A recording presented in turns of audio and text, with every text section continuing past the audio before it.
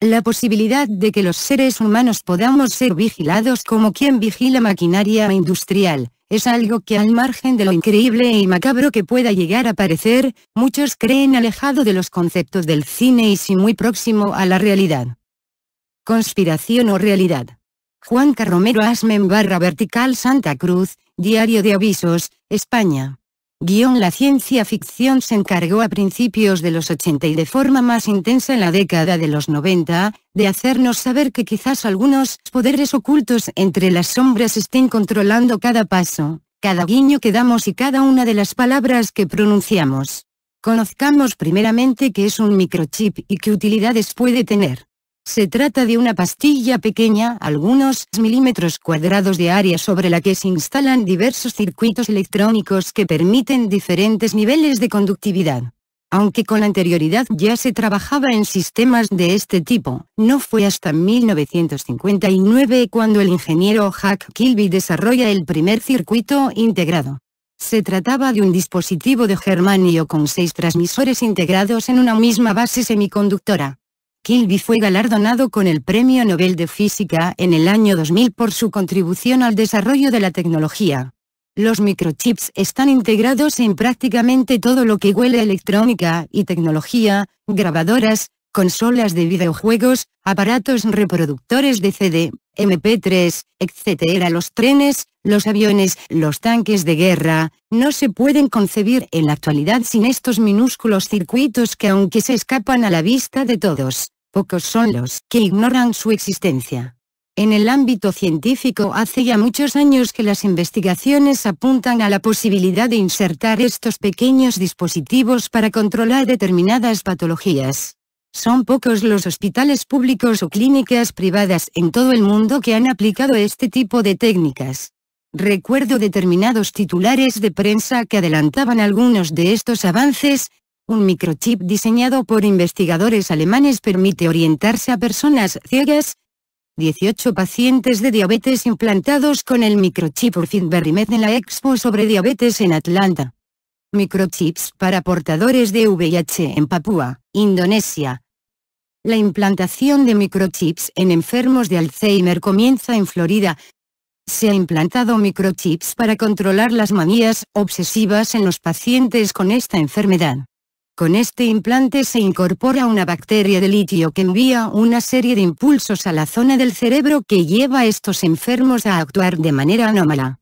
En España estamos a la vanguardia en este tipo de investigaciones y desde el Consejo Superior de Investigaciones Científicas, CSIC, no son pocos los avances que se hacen públicos y que se convierten en guía a seguir por otras instituciones científicas del mundo.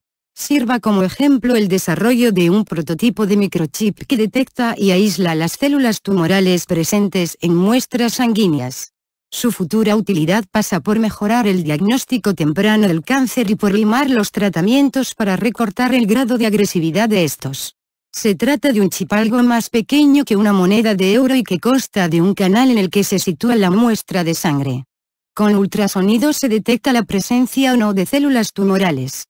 Nadie discute las posibilidades que estos minúsculos dispositivos aplicados por la ciencia ortodoxa pueden ofrecer.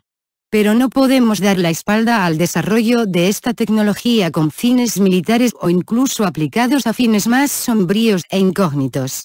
Los primeros implantes cerebrales fueron insertados quirúrgicamente en 1974 en Estocolmo, Suecia y en Ohio, Estados Unidos, aunque ya se conocen experimentos anteriores, concretamente en 1946, cuando se insertaron electrodos cerebrales en cráneos de bebés sin el conocimiento y consentimiento de sus padres. Se utilizaron métodos para el control de la mente con el objeto de modificar las actitudes humanas y su conducta. La posibilidad de controlar la mente humana se convirtió en un fin necesario para los ejércitos y los grandes servicios de inteligencia. En la actualidad su tamaño permite ser implantado en el cuello o en la espalda, y también a través de las vías venosas mediante una intervención de cirugía.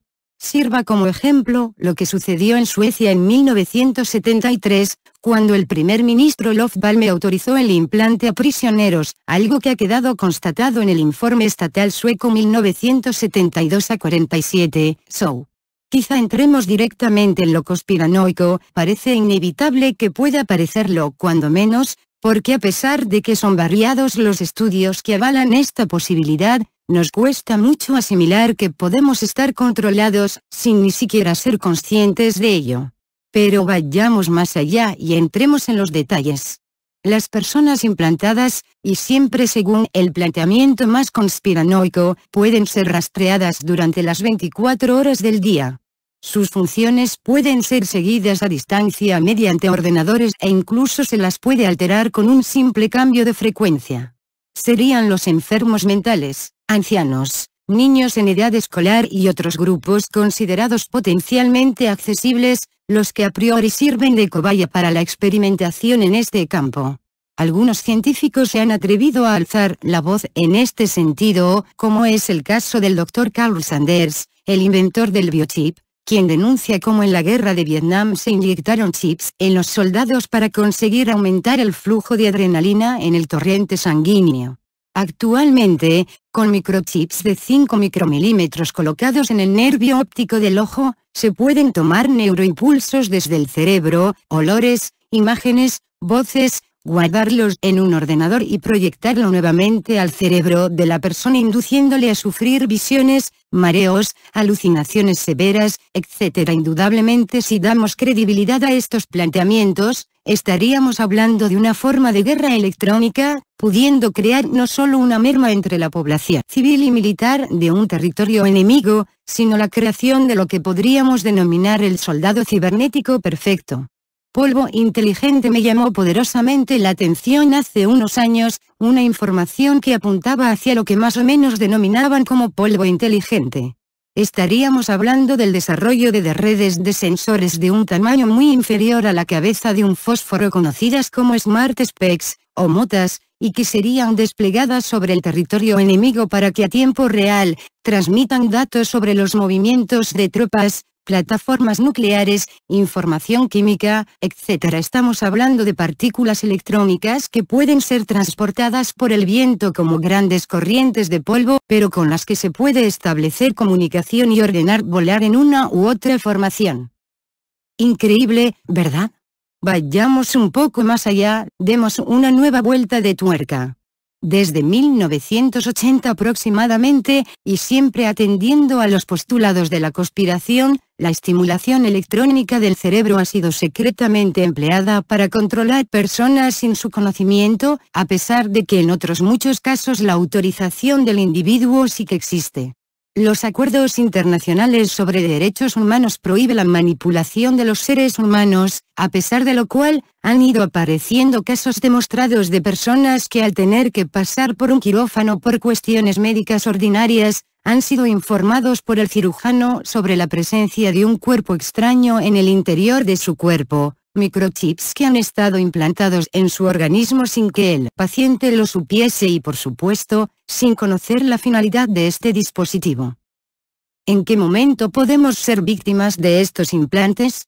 Al parecer determinados gobiernos o agencias secretas introducen los microchips en determinados individuos anónimos de la población, para aplicar sobre ellos infinidad de test del comportamiento sobre el terreno, programando incluso a individuos zombies para que cometan crímenes y no recuerden nada inmediatamente después, algo a lo que se podría llamar guerra silenciosa.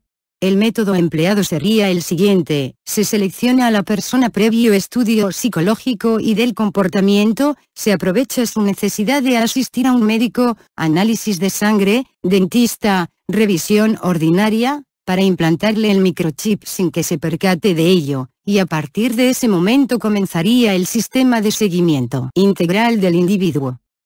Debemos imaginar un futuro en el que se implante a los empleados de una empresa un microchip para controlar su productividad, hijos a control remoto para saber dónde andan y a qué horas, mascotas controladas para que hagan sus cacas en la calle y no en casa. Como siempre, y no está de más decirlo, toca apelar al buen uso de los avances de la ciencia, aunque en este particular caso las evidencias claman al cielo. Mientras los grandes poderes armamentísticos del planeta financien estos adelantos, será inevitable que su aplicación se halla de forma paralela y sombría en algún tipo de conflicto bélico de mayor o menor escala. Que el microchip nos coja confesados.